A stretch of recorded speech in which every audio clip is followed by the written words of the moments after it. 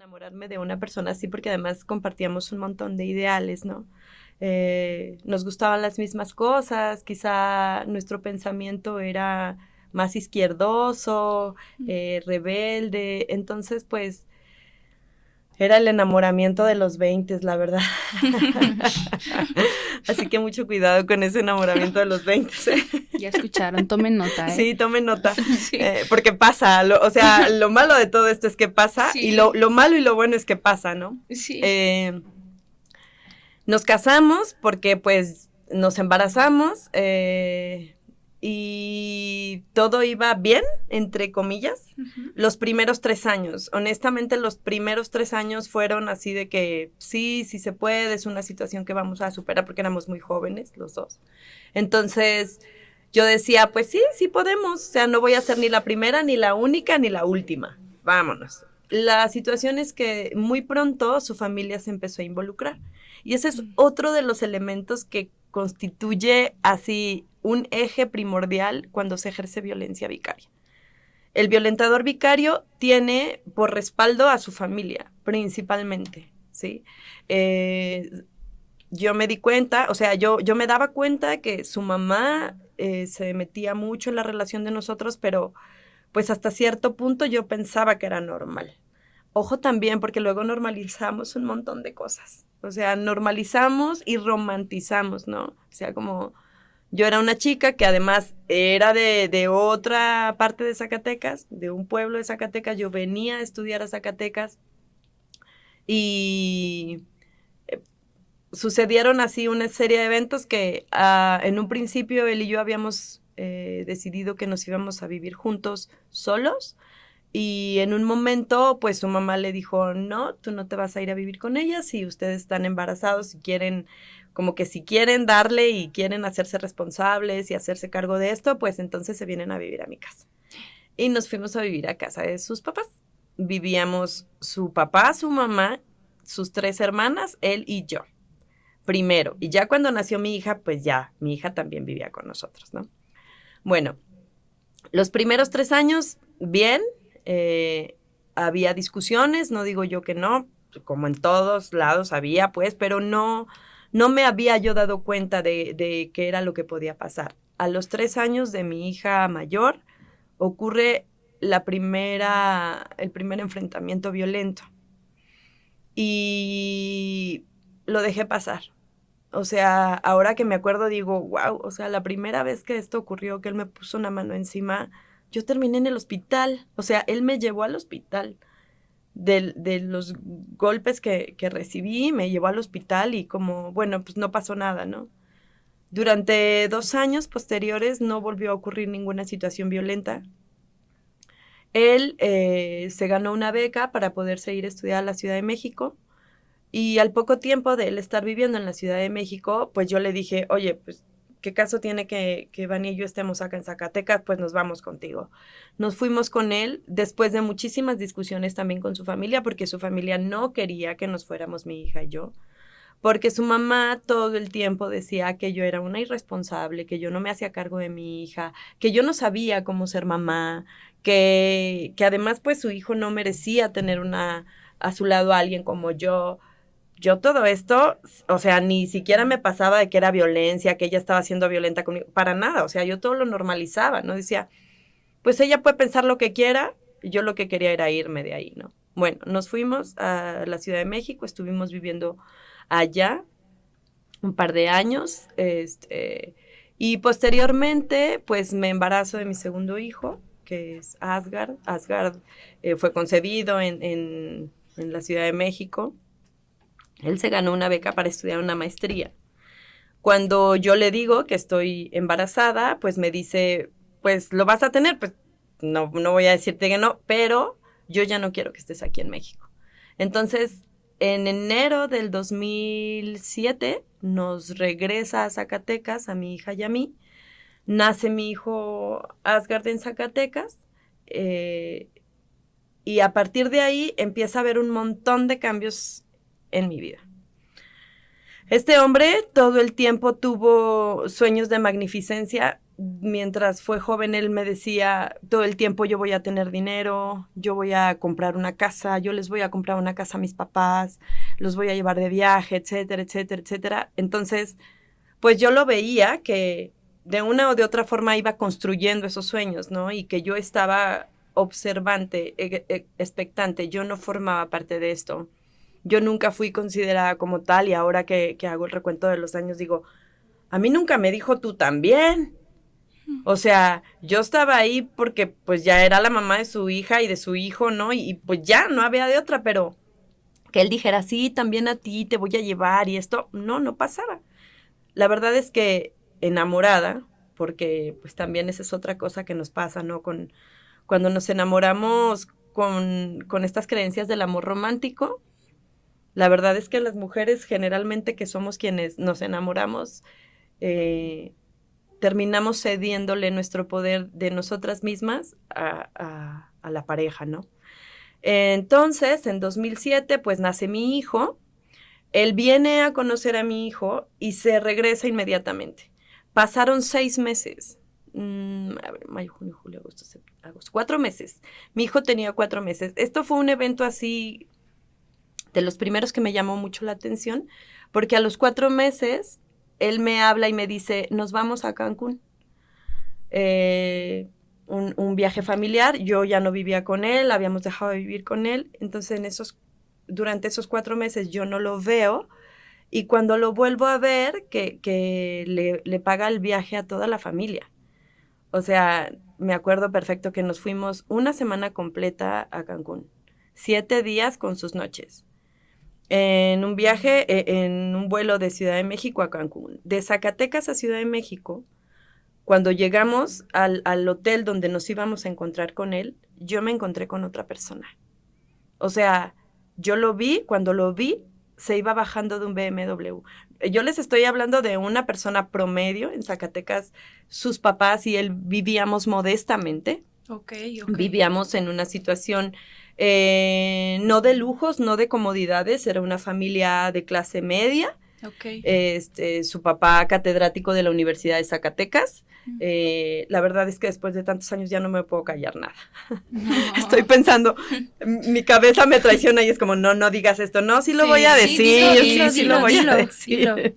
Bueno, su papá catedrático de la Universidad de Zacatecas renunció a la universidad porque pues su hijo ya le estaba ofreciendo vivir en una casa, retirarse dignamente, etcétera. Cuando llegamos nosotros a la Ciudad de México, y lo veo a él, fue haber visto a alguien que yo no conocía. Primero, pues claro, o sea, ya con muchísimo dinero, que en 4 meses había hecho no sé de dónde. Hasta el día de hoy, y eso es algo que voy a seguir diciendo, no sé. ¿De dónde hizo su fortuna? No, me preguntan, no sé, es que tú dormías con él, pues sí, pero para que sepan cómo es dormir con alguien que no conoces. Entonces, lo veo bajarse de ese coche. De verdad fue impresionante porque venía vestido como yo nunca lo había visto, con ropa muy cara, un reloj así, o sea, bueno, de lujo, y traía una maleta, un maletincito, y lo traía atado a la muñeca. Okay. O sea, cuando yo lo vi, lo primero que pensé, y bueno, ya me dejé de castigar por haber pensado esto, pero la verdad es que yo dije, wow, claro que sí, está cumpliendo su sueño. Ahora yo lo voy a acompañar en sus sueños. Estaba bien romantizado, yo lo quería un montón. La verdad es que esa es una realidad. Pasa el tiempo, esto fue en agosto, el viaje, shalala, empezó a haber ahí una situación que pensaba su papá, como que en algún momento su papá pensó que yo quería saber de dónde tenía dinero, de dónde venía el dinero. No me interesaba, ni yo quería saber ni nada. Es más, hay una frase que me dijo su mamá repetidas ocasiones y que la voy a decir aquí para que me escuche un día esta señora. Adelante. Sí, claro. Y me dijo, usted vea, oiga y calle. Mientras a usted y a sus hijas y a su hijo no les haga falta nada, usted no pregunte de dónde viene. Así me lo dijo, bien puntualito, y como yo era bien obediente, porque sí era, nomás que ya no. En ese momento sí era muy obediente, la verdad, ahora ya no. Pasa el tiempo y a finales de ese año, en noviembre de ese año, me hace la propuesta su mamá y su papá, él no, su mamá y su papá me hacen la propuesta de mudarnos a la ciudad de Cuernavaca. Me dicen, ya nos vamos todos, ¿tú qué vas a hacer? Y yo, pues ¿cómo que qué voy a hacer? Pues si él me trajo aquí, pues me voy con pues ustedes. me voy con ustedes. Claro. Y la verdad es que en ese momento mi papá todavía vivía y mi papá me dijo, no te vayas. O sea, aquí vemos cómo le hacemos, no te vayas. Porque en ese momento, pues mi papá me acompañó un poco en ese proceso, y me dijo, es que la situación no va a cambiar, hija. No te vayas. Ah, no, pero yo dije, no, pues cómo no, pues si mis hijos tienen que estar al lado de su papá, tienen que tener a su papá cerca. Bueno, me fui. Ahí empezó la parte más difícil de la historia. Llegamos a Cuernavaca en noviembre del 2007 y yo llegué a un lugar desconocido, sin alguien que fuera mi red de apoyo. Yo estuve sola. Los años que viví en Cuernavaca estuve completamente sola. No me di cuenta del proceso de aislamiento hasta mucho tiempo después, hasta que necesité irme de Cuernavaca, que vi que no había nadie a mi alrededor que me pudiera tender una mano. Entonces, pues me quedé ahí, ¿no? Entonces yo me fui acostumbrando a la vida de Cuernavaca y de ellos, y la verdad es que una vida muy holgada, donde no faltaba nada, no había carencias de nada, por el contrario, pues había lujos, había comodidades. Sin embargo, a la par de que esto ocurría, pues la violencia empezó a aumentar y a crecer. Este hombre empezó a tener más dinero, no sé de dónde, honestamente. Yo lo que me daba cuenta era que de un día a otro, pues llegaba con otro coche. De un día a otro me presumía sus joyas, porque es un hombre que colecciona joyas, colecciona relojes. No sé si a la fecha, yo pienso que sí. Y para mí, pues era bien sorprendente todo esto. Yo decía, claro, está cumpliendo su sueño. Él dijo que un día iba a tener una casa para sus papás, ya se las dio. Iba a tener un coche para cada uno de sus papás, ya se los dio.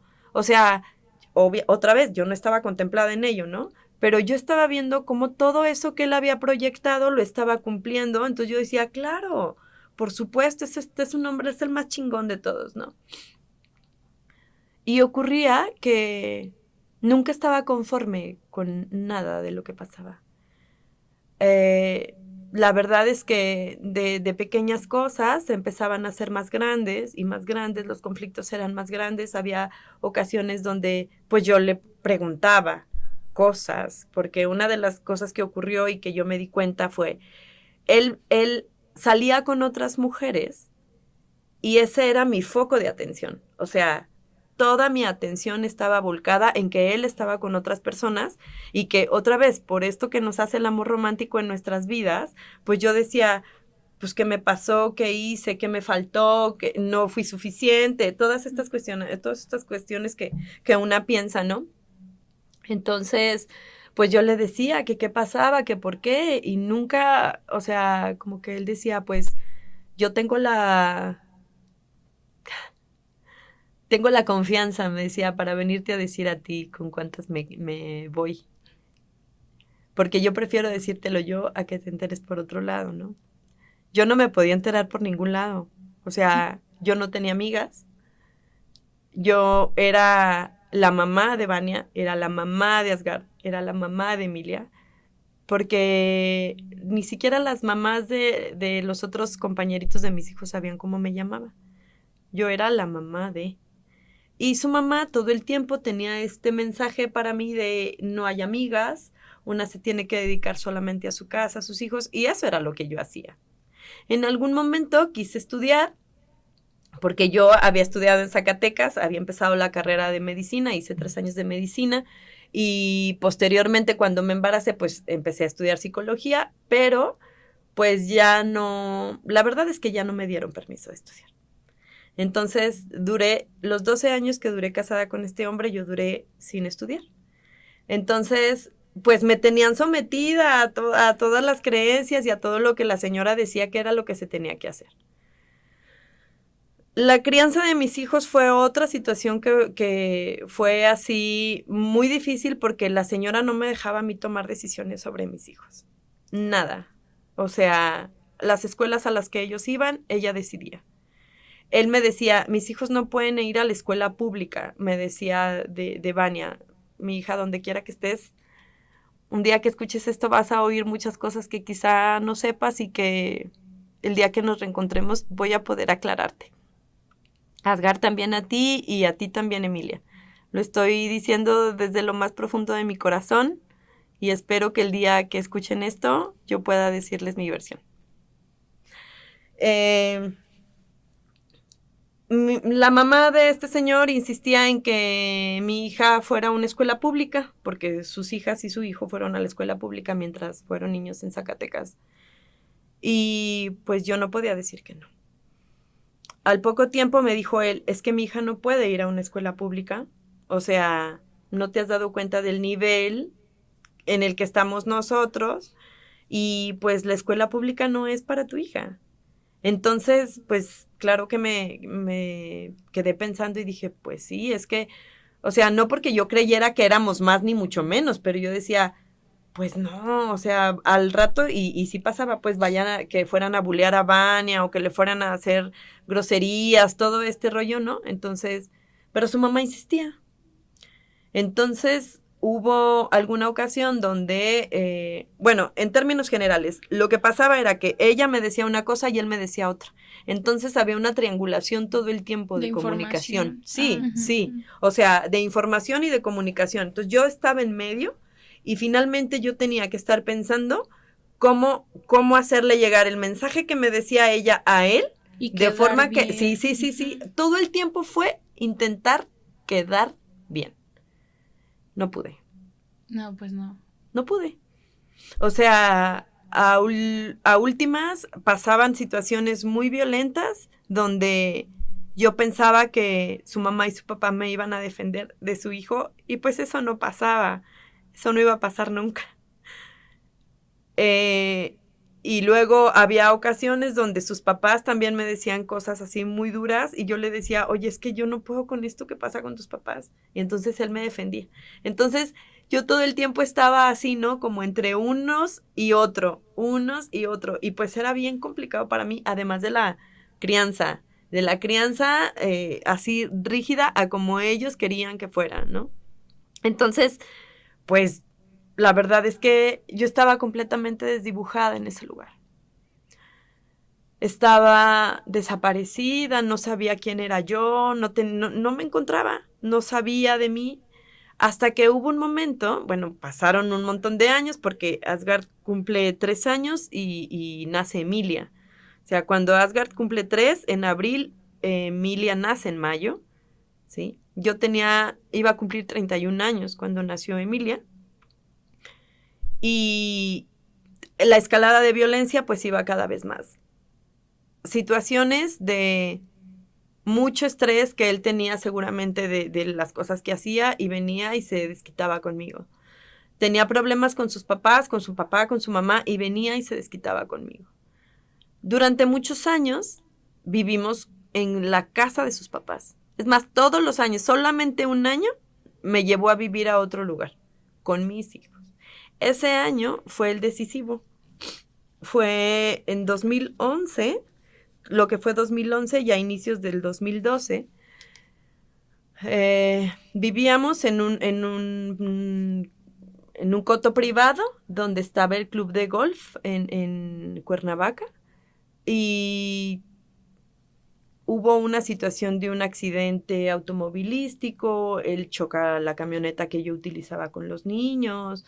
Se hace así un alboroto tremendo. Él manejando borracho, se estampa contra un árbol, destroza la camioneta, me llama y me dice, oye, acaba de pasar un accidente, así súper borrachísimo, a las 12 de la noche me habla y me dice, acabo de tener un accidente, avísale a mi mamá, avísale a mi papá, no quiero que vengas. Y yo, ok. Y me dijo, tú quédate con tus hijos. Y yo, bueno, ok. Entonces les hablé a sus papás y dije, no. La verdad es que dije, esta es mi oportunidad. Aquí yo tengo que hacer algo. O sea, como que yo pensé, esta es mi oportunidad. De verdad es que yo decía, si se muere yo ya me libré. Sí. Pero no pasó. Digo, y bueno, tampoco es que yo lo desee en este momento. No. Eh, Pasa que me encuentro en ese lugar con quien en ese momento él estaba viviendo, nos confrontamos, ella y yo nos conocimos, yo le dije, todo lo que este hombre te está diciendo son mentiras, para que lo sepas. Conmigo tiene 3 hijos, la situación está así, yo vivo una situación de violencia con él. Sí aproveché yo esa oportunidad para poder hablar con ella. Y tiempo después, yo empecé a buscar ayuda legal.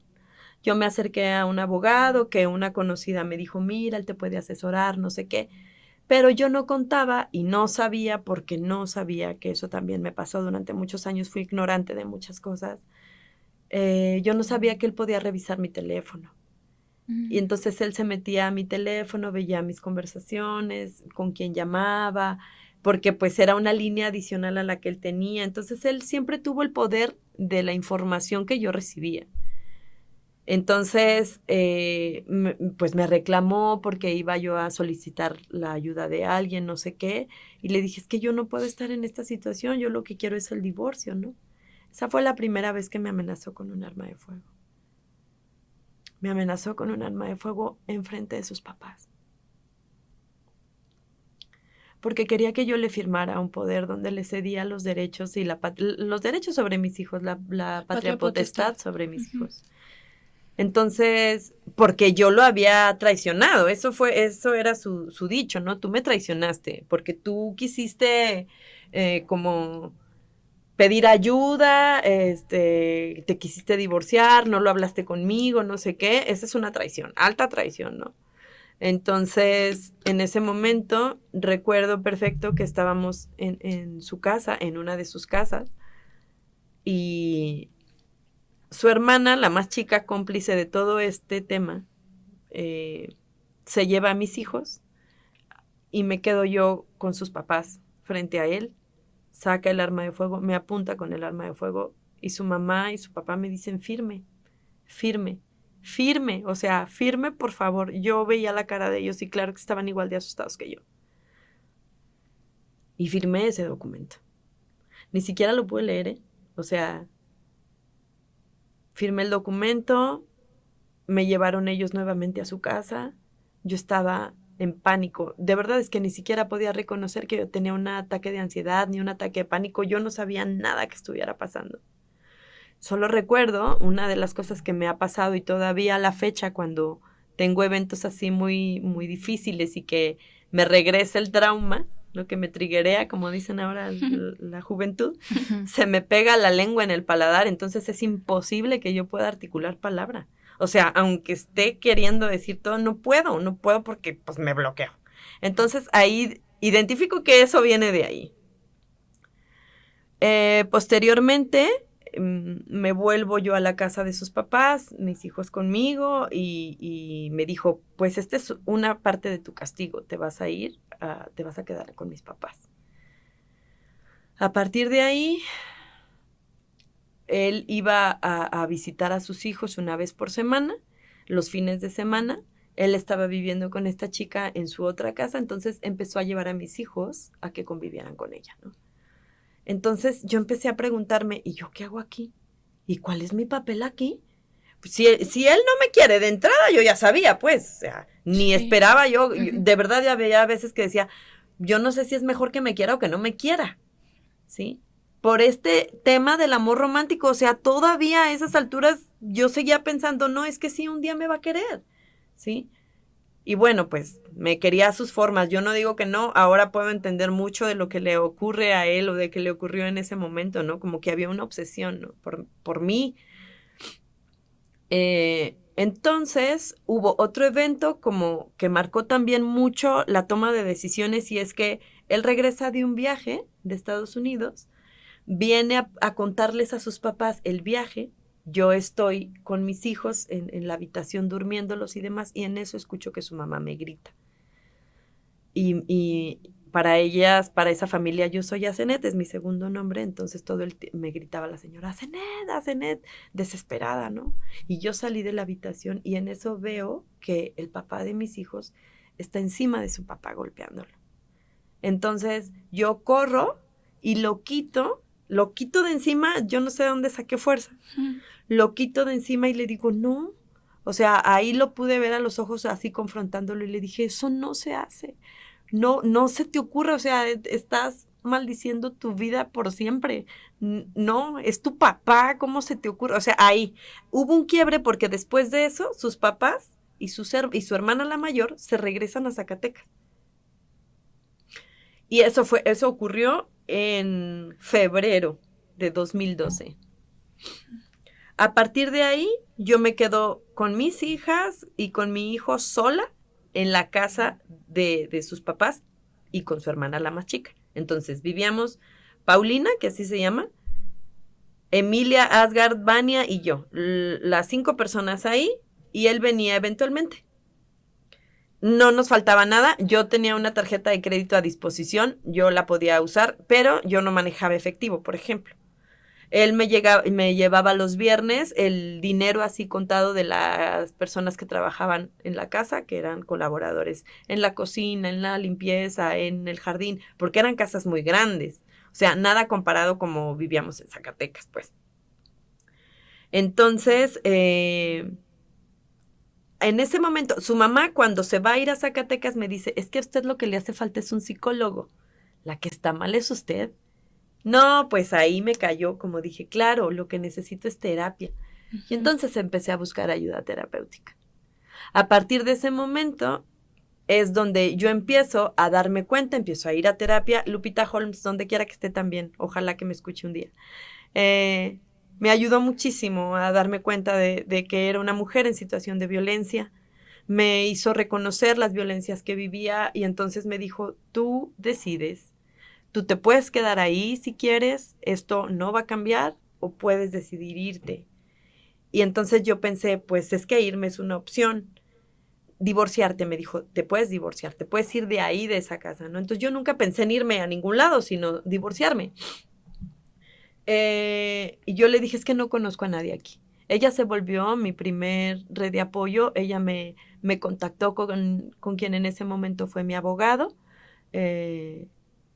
Recuerdo la primera cita con el abogado que me dijo, ¿usted sabe si su esposo trabaja para el narco? Y yo le dije, no. Y me dijo, ¿está segura? Y yo, sí, estoy segura. Bueno, me dijo, entonces vamos a darle. A partir de ahí hicimos la demanda de divorcio. Pues yo quería una casa para mis hijos y una pensión. Eso era lo único que yo quería. Pero el señor no quería eso. O sea, yo pienso ahora que él sabía que si yo me iba, que si yo me divorciaba de él, pues primero iba a tener que pagar una pensión que él no estaba dispuesto a pagarla. Y segundo, pues iba a perder el control sobre mí. ¿Sí? Porque, pues otra de las cosas que pasó es que durante los 12 años que yo estuve casada con él y todo ese tiempo, pues muy pocas veces tenía yo contacto con mi familia. Los últimos 6, que fue donde yo viví cuando yo viví en Cuernavaca, yo no tenía contacto con mi familia.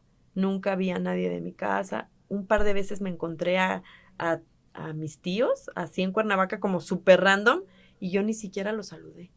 O sea, no, a mí me daba mucho miedo todo eso. Entonces, pues ya sucedieron un montón de cosas que después fui viendo. Haz de cuenta que me llegó un préstamo del banco y lo tomé y con eso pude pagar abogados y después él me cobró ese dinero y o sea, así como un montón de cosas que en este momento resultan confusas porque fueron pasando como al mismo tiempo. El caso es que cuando él se da cuenta de la demanda de divorcio, él no estaba en el país, me hace una llamada y me dice, ese día él venía aterrizando de ese viaje y me llama y me dice, ya sé todo lo que hiciste. Me dijo, en este momento te voy a pedir que quites la demanda de divorcio, dijo, y que me pidas perdón. Si me pides perdón en este momento, voy a hacer de cuenta que no pasó nada. Porque si no lo haces, te vas a arrepentir toda tu vida. Y pues no me arrepiento de haber hecho lo que hice, me arrepiento de haber tenido que irme de la vida de mis hijos tan pronto, pero la verdad es que no me arrepiento de haber tomado esa decisión.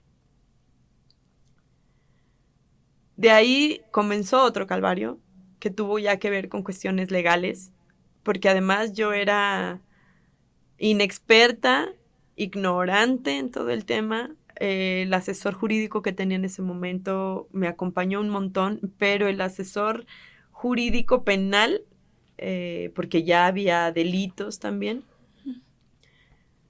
pues soltó el caso porque pues este señor le llegó al precio. O sea, él fue comprando a quien pudo ir comprando para completamente dejarme aislada. La única vez que fue mi mamá a Cuernavaca fue porque yo se lo pedí, porque ya iban varias veces que me secuestraba en la casa, que yo no podía ir por mis hijos ni a la escuela porque me dejaba encerrada, me desconectaba los teléfonos, me quitaba mi teléfono celular y me encerraba con candado. Estábamos en un coto y ese coto donde vivía, donde estaba la casa de sus papás, eran 4 casas y de esas 4, 2 eran suyas. Entonces, eran construcciones muy grandes que por más que yo gritara, nadie me podía escuchar. Entonces, hubo una situación para noviembre del 2012 donde la verdad es que yo ya no podía más. Esto que les estoy diciendo mientras iba pasando, pues los enfrentamientos eran cada vez más violentos. Me mandó al hospital varias veces.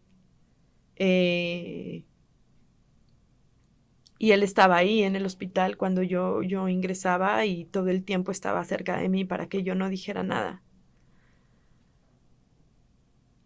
Pues no podía decir nada, pues. Entonces, esto ocurre, había una situación de, él me regaló unas joyas X. Viene de Nueva York y les trae a sus hijas piezas así únicas de diseñador y pues yo me quedé sin dinero y las vendí. Porque fue lo más fácil para mí. Ese fue el peor delito que cometí para él, ¿eh? Porque me dijo, las necesito de vuelta. Y yo, pero pues ya las vendí, pues hazle como quieras, yo no sé de dónde las vas a sacar, me las vas a devolver. A ese momento él tenía ya una orden de restricción, él ya no podía entrar a la casa donde yo estaba. Pero pues claro que podía entrar porque ahí estaba su papá y su hermana. Su papá ya había regresado. Su papá regresó cuando supo que yo había interpuesto una demanda de divorcio. Casualmente. Entonces, ya vivía yo con su papá, con su hermana, mis 3 hijos y yo en la misma casa. Y pues él iba y venía cada vez que quería. En la demanda de divorcio, el juez le dice que no puede sacar nada de lo que hay ahí, porque pues hay que ver todo lo que hay para saber qué era mío y qué era suyo, porque estábamos casados por bienes mancomunados. Entonces, yo me di cuenta pues que él empezaba a sacar los coches y que él se empezaba a llevar las cosas. Pero yo no podía decir nada. Y además, la verdad es que a mí eso era lo que menos me importaba. Bueno, el caso es que hubo un puente, me acuerdo perfectamente que fue el puente del 2 de noviembre y fue de jueves a lunes. Entonces yo salgo a comprarles los disfraces a las crías, que para la escuela, que no sé qué, y me intercepta su camioneta en la ciudad. Se bajan sus guardias de seguridad porque además a partir de que le llega la demanda de divorcio, él empieza a blindarse con 8 personas. Él traía 8 personas de seguridad. Y esas 8 personas estaban todo el tiempo en la casa. O sea, nos cuidaban a mis hijos y a mí. Eran esas 8 personas y él traía otros 2. Cuando me interceptan ese día que íbamos, los 10 así, se bajan, abren la camioneta, estoy yo en la parte de atrás, acababa de dejar a los niños en la escuela, me acuerdo muy bien. Y me golpea él. O sea, Él entra a la camioneta, pues me golpea, reclamándome las joyas, reclamándome las joyas.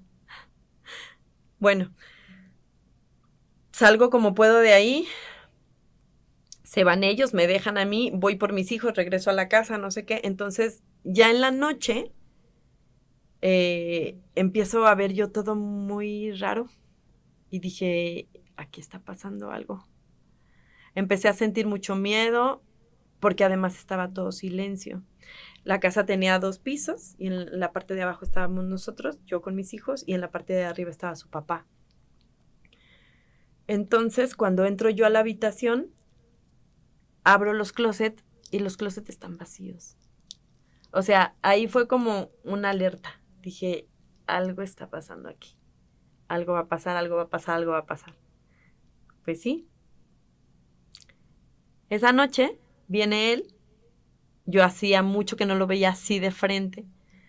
Lo acababa de ver el día, en el día, pero fue como, pues ya fue lo del día, ¿no? O sea, ya me dio mi dosis, de verdad que sí lo pensaba yo. Pues no, o sea, llegó en la noche, yo estaba cambiando a Emilia, le estaba poniendo la pijama porque ya se iban a dormir, mi hijo estaba por allá viendo televisión, la más grande estaba aquí conmigo y recuerdo que le dije, no te vayas, Vania, no me vayas a dejar sola. Y me dijo, no, mami. Sostengo a Emilia en brazos y en eso viene su hermana y le dice a Vania, vete a la recámara de tu abuelo. Y le dice Vania, no me voy a ir, vete. Tu papá me está diciendo que te vayas por teléfono, ¿no? No, es que no me voy a ir. Entonces, Vania se va, primero me abraza y luego se va y me quita a la niña chiquita y me dejan sola en la habitación y es cuando él llega. Y entonces me sienta como donde hacen las interrogaciones y todo esto y me sienta de frente y me dice, vengo a que me digas quién te ayudó a hacer todo este desmadre. Te vengo a preguntar por las buenas. Y mi cabeza en ese momento fue, bien poquita gente me había ayudado, la verdad, pero yo dije, yo no puedo echar de cabeza a nadie. Y le dije, fui yo sola. No, es que a ti no se te pudo haber ocurrido, me dijo. Le dije, pues sí se me ocurrió a mí sola. Me dijo, no te creo. Ahí me volvió a golpear. En la misma habitación estaba el baño y me fue empujando hacia el baño. Y en la entrada del baño me azota contra la puerta del baño, pego yo en la cabeza y tenía herrería. Y detrás de la herrería el vidrio. Se quebra el vidrio, o sea, se quebra el vidrio de la puerta del baño, entra al baño, intenta quitar un toallero, no se puede quitar el toallero. Él estaba así como frustradísimo, muy enojado porque pues yo no le respondía nada, ¿no? Salimos de la habitación y lo que hace es aventarme contra una de las camas, caigo en la cama, se quebra la cama y le dice a uno de los hombres que lo acompañaban de seguridad, le dijo, ahí te la dejo. Esta aguanta un montón. Dijo, aguanta un chingo. Dijo, es más el show que hace. Se no le duele tanto. Y él se va. Y desde que él, o sea, él se va y me deja la hermana ahí. Toda la comunicación fue por teléfono, él con su hermana y su hermana me estaba diciendo. Dice que le digas quién te ayudó, que cómo le hiciste, que de dónde sacaste dinero. Y mi cabeza empecé a inventarme un montón de cosas que obviamente no tenían sentido. Y pues él, nada tonto, dijo, esto no es cierto. Después de eso, me quita ella, Paulina, me quita mi teléfono y se lo lleva. Y entonces vienen 2 personas de seguridad con el jefe de ellos, eran 3.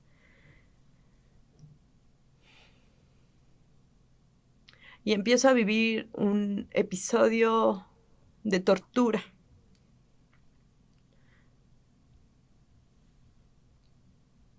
Cuatro horas de tortura física.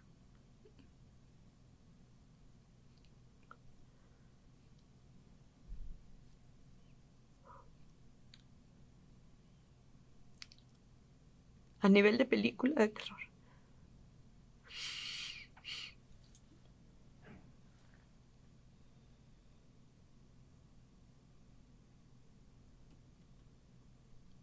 Solo pensaba en salir de ahí.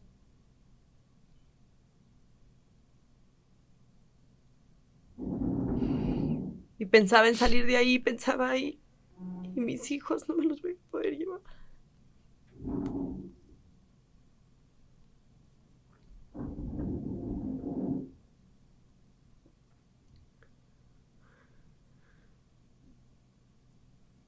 Y no me los pude llevar.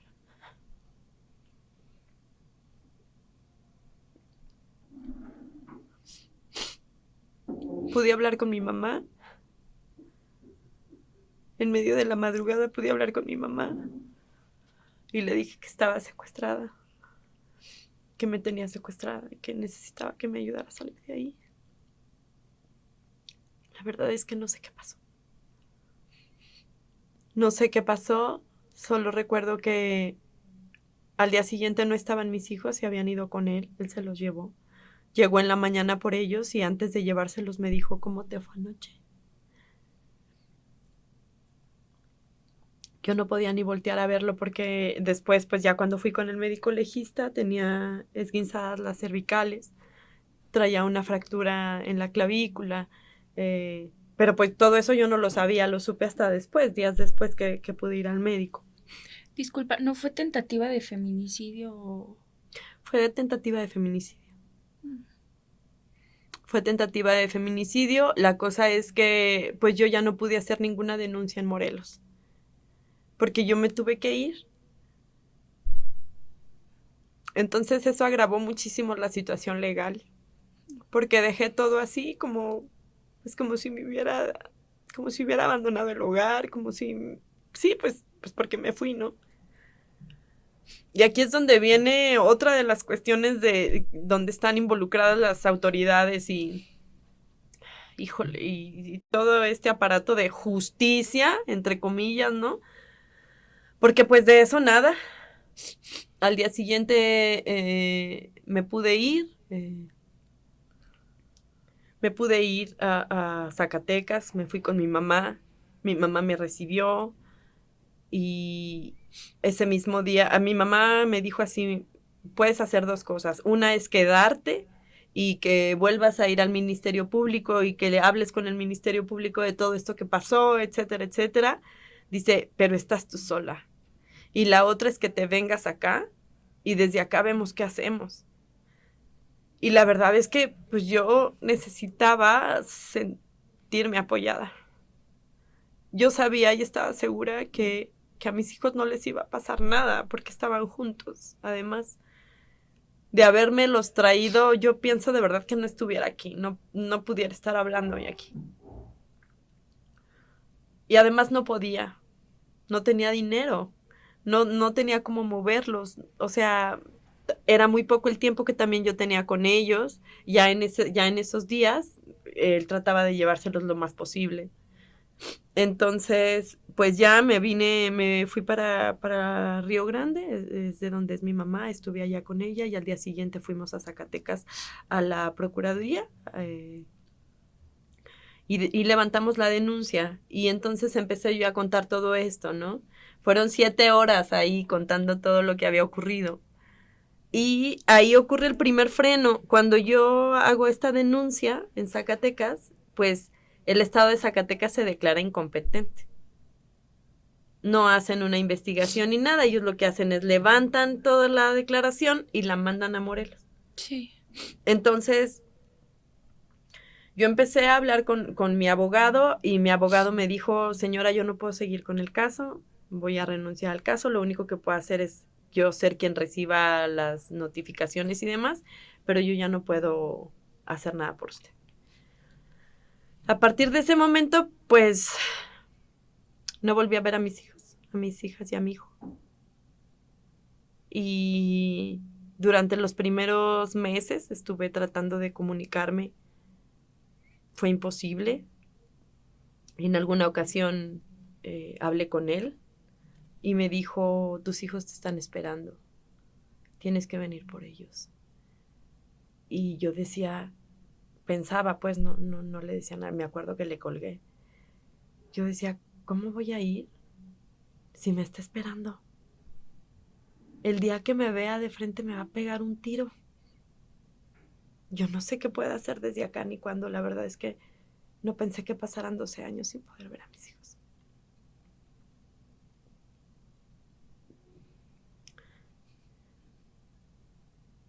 Y es una historia que tampoco contaba como con tanta frecuencia ni con tanta naturalidad, justo por esto, o sea, son 12 años y Sí. todavía me sigue doliendo como el primer día.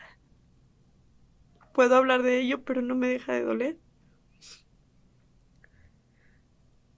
Hasta el año pasado mmm, me contacté con otra chica que tiene hijas con él y ella pues me contactó, hemos estado platicando y a partir del año pasado fue cuando decidimos hacer una denuncia colectiva. Uh-huh. En redes, sí, porque pues no hay otra forma de hacerlo, ¿no? Aunque sea el mismo autor de todas las atrocidades y barbaridades que nos han pasado, porque además no solo somos 3 mujeres, somos más, hemos contado, entre las 3 hemos contado por lo menos 10.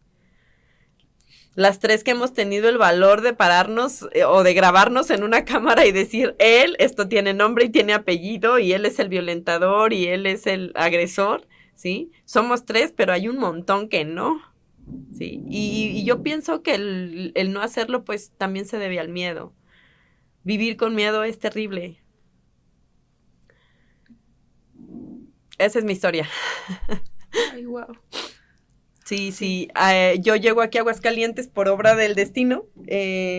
Después de irme a Cuernavaca, estuve un año en Monterrey viviendo con mi hermana. Mi hermana fue la que me dijo, tú no te quedas allá, o sea, no te quedas en el rancho, te vienes acá, ¿no? Y me fui a Monterrey en 2013, todo 2013 estuve allá.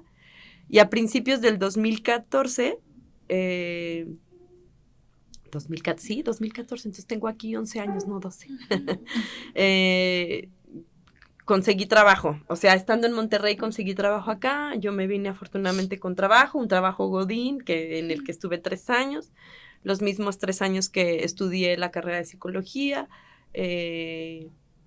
Cuando termino la carrera de psicología y que me empiezo yo a enterar pues de todos los temas de derechos humanos, yo era bien ajena al feminismo. Yo no sabía que esto era un movimiento que podía, no, nada, o sea, y ahí es donde pienso ahora que una se vuelve feminista por su propia historia. Ahora ya estos años después pienso, bueno, es que a lo mejor el feminismo no tampoco lo es todo, o sea, hay muchas cosas más allá del feminismo, ¿no? Y como nombrarnos feministas, pues quién sabe si sea tan importante ahora. Yo considero que, pues que sí, porque para mí, en lo personal ha sido, un movimiento que me ha ayudado un montón y que a través de eso, pues yo he podido estar para otras mujeres. Yo no digo que ayudo a nadie, porque pues yo no siento que ayude a nadie, solo es acompaño los procesos de otras mujeres en situaciones iguales a las mías y en situaciones peores que la mía, porque las hay, y porque entre nosotras de verdad es muy lamentable que 7 de cada 10 mujeres sigamos viviendo violencia de género de cualquier tipo. O sea, desde el acoso callejero hasta la tentativa de feminicidio, sí, muy frecuentemente en nuestros hogares, ¿no? Empiezo a reconocerme, empiezo a trabajar en mí, empiezo a hacerme de redes de apoyo que les agradezco un montón a mis amigas que saben quiénes son, que me escuchan y que me acompañan todos los días, a mis redes afectivas, que me han sostenido a lo largo de estos años, que me siguen acompañando en la lucha, que me siguen acompañando a gritar el 8 de marzo por mis crías. Y que yo sé que van a estar ahí mañana conmigo también. Sí. Y pues eso, soy una voz más. Yo pienso que si este micrófono se lo prestamos a cualquier mujer para que venga y cuente su historia, la verdad es así. Es así, nos vamos haciendo de estas historias porque pues el sistema patriarcal, ¿no? Que nos tiene tan sometidas, que pues esto de la equidad y de la igualdad, pues está bien lejos de que suceda, pero no importa. Yo les he dicho a mis amigas y se los repito y se los digo a ustedes, ¿no? Hasta que se me agote la existencia y me voy a morir en la raya, no le hace. No le hace. También por eso vengo y hablo, porque el día que mis hijos vean el nombre de su mamá y que me googleen y voy a aparecer en todos lados donde me googleen, yo no me tengo por qué esconder. No. Su papá no tiene redes sociales, por ejemplo, ¿no? Yo durante muchos años he tenido, ahora ya estoy más discreta, no quiero, pero la verdad es que durante muchos años, y si alguien googlea mi nombre, ahí voy a salir. Y eso es lo que yo quiero, que mis hijas, mi hijo escuchen, sepan, ¿sí? Que el día que ellos quieran y que ellos decidan, puedan venir a escuchar la otra parte de la historia, que no se queden con eso que les dijeron, porque seguramente les dijeron muchas cosas bien feas de mí. Y pues aquí estoy, y yo pienso que la vida me va a dar la oportunidad de mirarles de frente para responder las preguntas que tengan, para que yo en algún momento pueda decirles cuál fue el motivo por el que me tuve que ir, que no me fui porque yo quisiera, que no me fui porque me fui con alguien, porque no es verdad que yo tengo otros hijos, porque no es verdad que yo tengo un esposo, que me fui, que anduve con uno y con otro. Eso no es verdad. Yo me fui porque ese hombre me quiso matar muchas veces. Y cuando de verdad sentí mi vida en peligro fue cuando me fui. Tenía que estar viva para poder decirles esto a mis hijos un día. Y por eso también estoy acá. Ay, gracias. Estoy sin palabras. Sí. Es algo muy, muy fuerte. Y créeme que de corazón te lo digo, que lo siento mucho. Y me imaginé toda la historia, pero obviamente tú eres quien la vivió. Me pongo en tus zapatos, pero nunca me los voy a poder poner al 100% porque tú lo viviste en carne propia. Tú lo viviste en carne propia.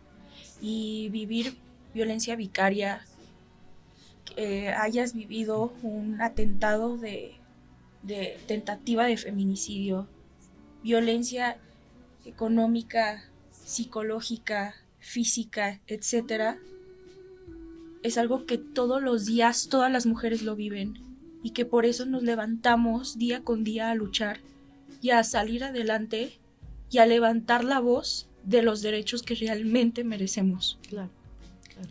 Eres el claro ejemplo de lo que es la valentía, de lo que es la fuerza, y en verdad no tengo palabras para lamentar lo mucho y lo feo que fue vivir todo eso para ti. Gracias. ¿Te arrepientes de algo?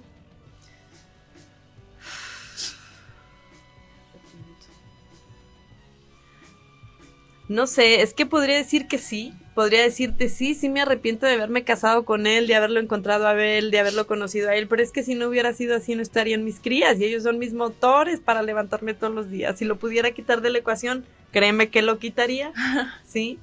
No tengo nada de qué arrepentirme. Afortunadamente no tengo nada de qué arrepentirme. Las decisiones que fui tomando a lo largo del tiempo las tomé con base en lo que sabía, en lo que podía y en lo que tenía, ¿sí? He hecho mucho trabajo para estar en paz conmigo. He hecho mucho trabajo personal para poderme parar hoy aquí y que aunque me duela y me sigue doliendo, ya no me duele como la primera vez que lo conté. Que muchas veces me sentí revictimizada porque me lo volvían a preguntar una y otra vez y después dije, yo soy la que voy a decidir cuándo lo va a contar. Entonces por eso estoy aquí, muchas gracias, porque pienso que también es importante para mi proceso poder decir, mira, ahora ya lloré casi al final, ya no lloré desde el principio, sí, es también, ¿no? Arrepentirme de nada. Cada día me siento muy orgullosa de lo que hago. Cada día estoy mejor parada en estos pies que me llevan y me traen a todos lados y que son los mismos que me van a sostener para poder mirar a mis hijas y a mi hijo de frente y decirles, aquí estoy. Esta mamá soy. Esta es la mamá que tienen.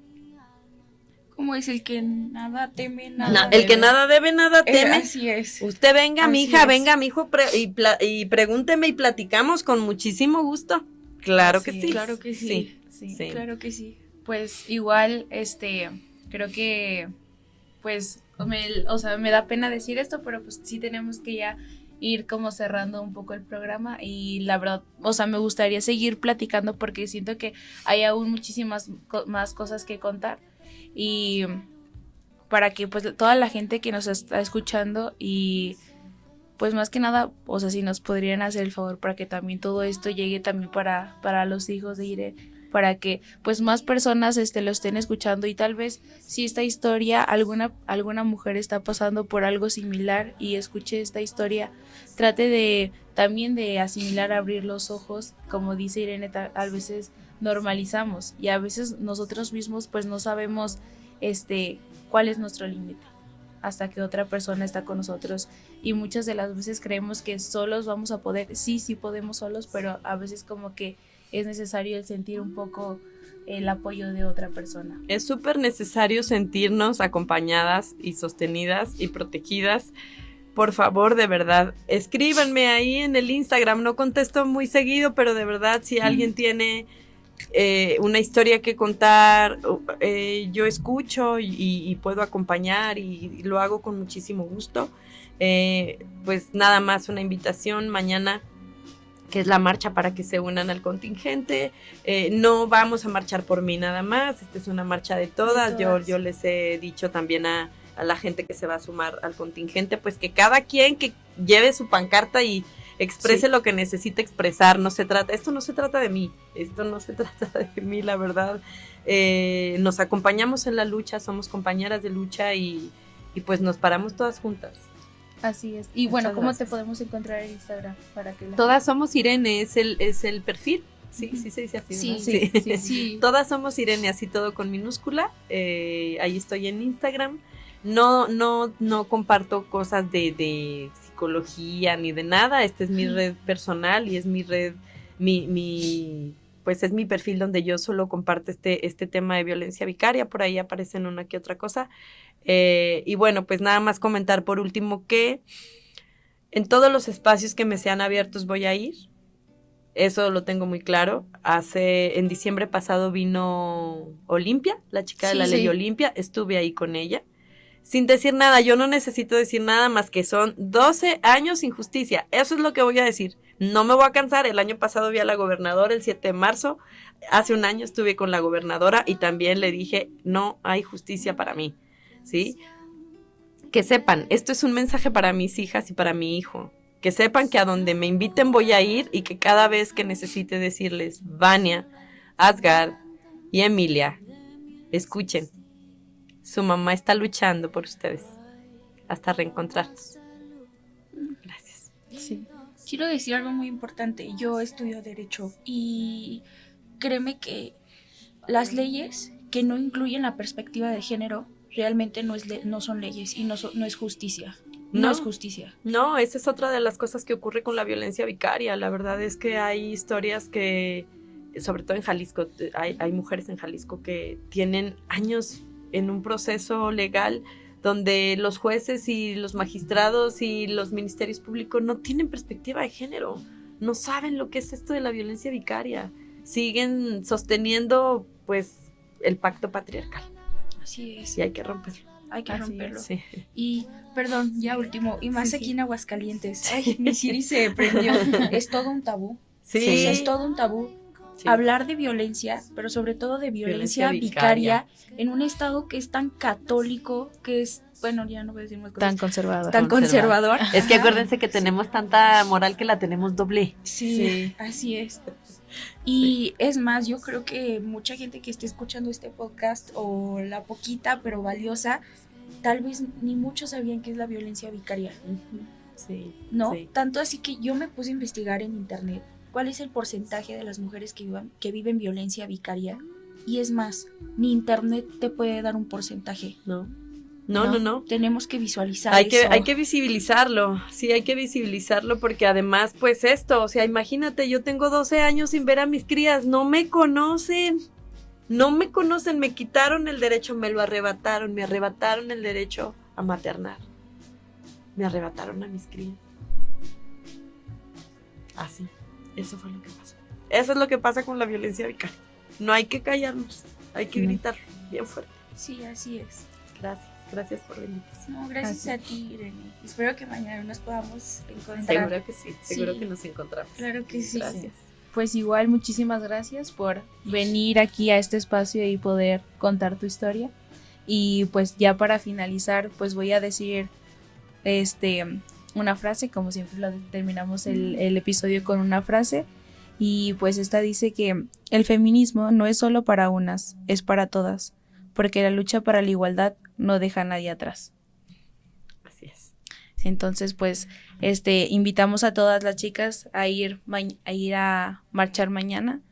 Y pues, muchísimas gracias, Irene. Gracias, Sí, buenas tardes. me encantaría que hubiera durado muchísimo más Sí, tiempo. claro. Gracias. Sí, pero después te volvemos a invitar Con para muchísimo seguir gusto. continuar con Con la muchísimo plática. gusto. Claro que sí. Muchas Sí. gracias. Gracias.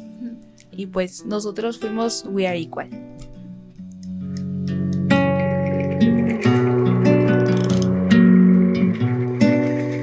Toma asiento, relájate y ponte a escuchar. Iniciamos. Wow Radio. Descúbrete, somos mucho más.